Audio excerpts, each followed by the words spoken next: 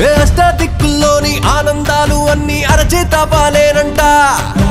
అత్యాస లేకుంటే పేరాస లేకుంటే ఐశ్వర్యమేనంట. అరే కొన్నాళ్ళు ఎండలు కొన్నాళ్ళు వానలు వస్తుంటే చాలంట. 100 ఏళ్ళు వద్దంట, పోయేదాకా బతుకు సాగిపోవాలంట. ప్రతిదీ నీతోనే నీతోనే బ్రతుకంతా